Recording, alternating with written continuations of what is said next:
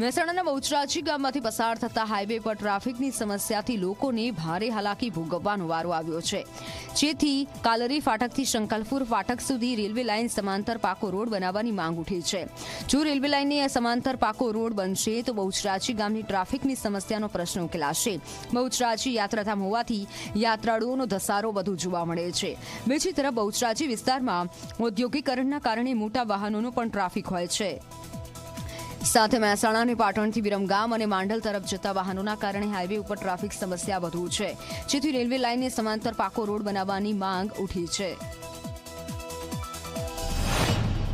જ્યારે અહીંયા રેલવેનું કામ ચાલુ હતું તે એ સમયે પણ આપણે જી રાઇડવાળાને રેલવે ડીઆરએમ મેનેજરને પણ આપણે આ બાબતે ચર્ચા કરેલી કે ભાઈ એલસી નંબર 68, એલસી નંબર 69ની સમાંતર એક પેરેલલ જો રોડ બનાવવામાં આવે તો એમ્બ્યુલન્સને ટ્રાફિકમાં ના જવું પડે, બહુચરાજી સિટીમાં ના જવું પડે અને સીધી એ સિવિલ હોસ્પિટલ પહોંચી શકે છે। આનાથી સ્કૂલના બાળકોને પણ ઘણો ફાયદો થવાનો છે।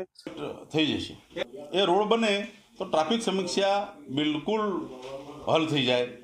શંકલપુર મંદિરે જવું હોય, સ્કૂલે જવું હોય, દવાખાને જવું હોય તો ચોમાસામાં પણ નાડું કદાચ રેલવેનું ભળી જાય તો પણ એ રસ્તે જઈ શકાય એવું એટલે સારી વ્યવસ્થા થઈ શકે।